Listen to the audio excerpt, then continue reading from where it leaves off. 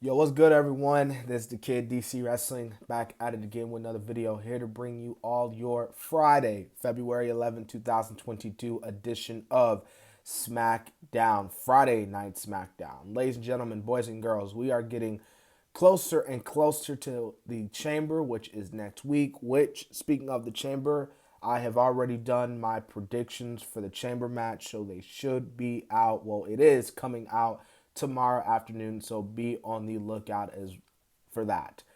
But man, looking at tonight's SmackDown, I mean, outside of the main event and Roman and Goldberg stuff, I mean, this show was most meh, to be quite honest with you, and that's my honest opinion on this show. Wasn't a bad show, but it wasn't like the greatest episode of SmackDown any means necessary. Anyways, we kick things off with Sonya Deville. First things first, as we saw, Corey Graves was there because Pat McAfee was away because he's at the NFL getting ready for the Super Bowl this week. Should be a good one at the Super Bowl. But we see Sonya Deville out. She's obviously wearing the arm sling, so she's still selling the effects from what happened from Ronda Rousey.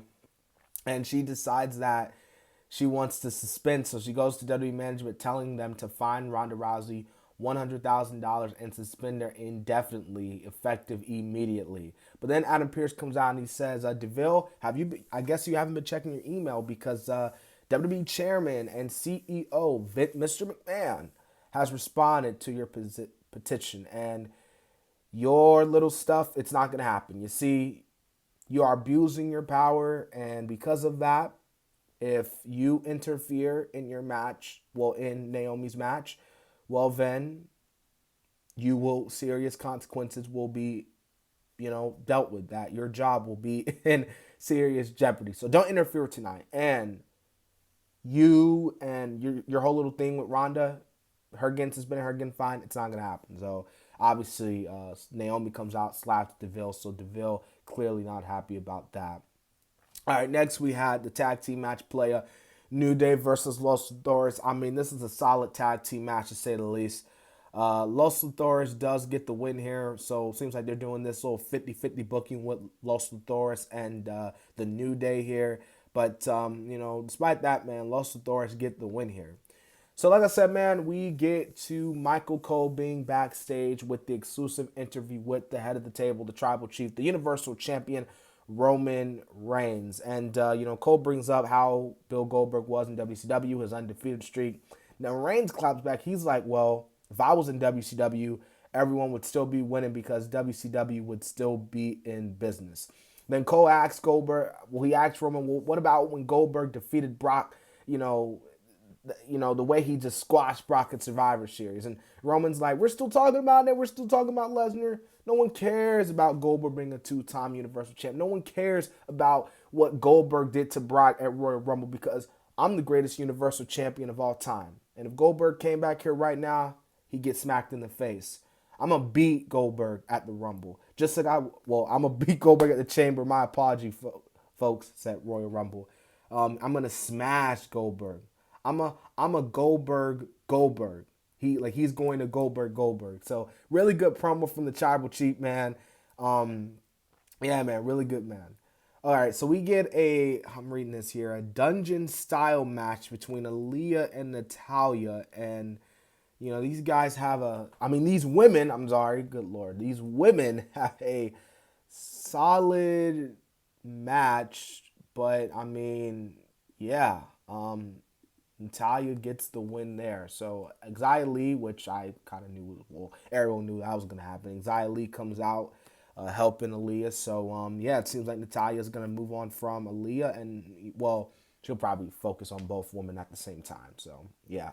All right, we get Sami Zayn in the ring. He has his little show, his little podcast with Shinsuke Nakamura, Rick Boogs. Obviously, this is a way to get in his head and stuff like that because he tells Nakamura, you've been ducking me, but here I am. I'm taking that championship off of you. And, Boogs, Rick Boogs and Shinsuke, they're joking around. They're having a good time. But Boogs grabs one of the mics but falls out. And then, of course, Sami attacks Nakamura while he's checking on Boogs. So, their Intercontinental match should be a really good one. And it's going to happen next week. All right, next we get Cesaro versus Happy Corbin. Corbin gets the win here. I know a lot of people, Yeah, man. Cesaro loses. You know, a lot of it's. I mean, there really is nothing you can really do with Cesaro right now. You know, man, I don't know, like what. Maybe hopefully they listen to my idea, and you know, put him in for the you know, Intercontinental title match. You know, but hey, it is what it is. You know, Cesaro.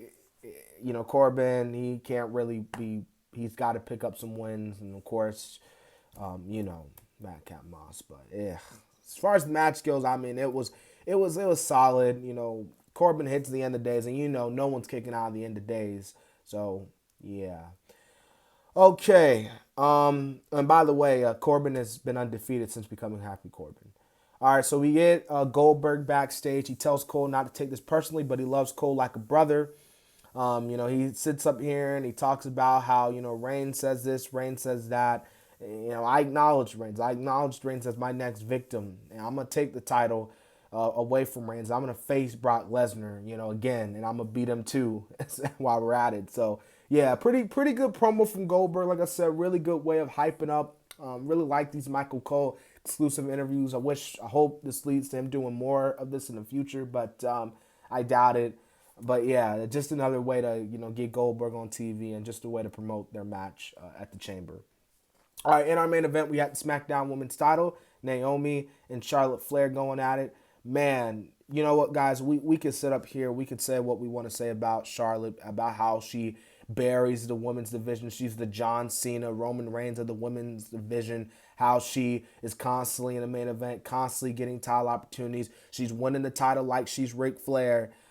But you got to admit, man, when it comes to matches, Charlotte Flair delivers. Easily one of the best women wrestlers on the planet. Yes, I said it. On the planet. Not just WWE. On the planet. And it showed again tonight, man, because her and Naomi went at it tonight. I'm going to give Naomi and WWE credit too, man, because it really seemed like, for instance, that Naomi was actually going to win. Like, I legitimately thought that, just for a few, that Naomi was going to beat Charlotte. And of course, you know, Charlotte wins the match. But then after the match, as Charlotte and Sonya Deville are attacking Naomi, who comes out? Ronda Rousey. And I believe that I heard some reports out that the Chamber, it's going to be Ronda Rousey and Naomi taking on Charlotte Flair and Sonya Deville. So, yeah, that looks like that's what the way things happened.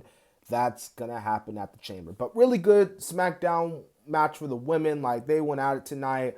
But outside of that and the Reigns and Goldberg stuff, I mean, this was just a SmackDown, to be quite honest with you. So, hope you guys enjoyed my review. Again, remember, Elimination Chamber predictions coming out tomorrow. And Sunday, I got a special WrestleMania retro review. I think you'll enjoy that one too. But anyways, this has been the Kid DC Wrestling. And so, yeah.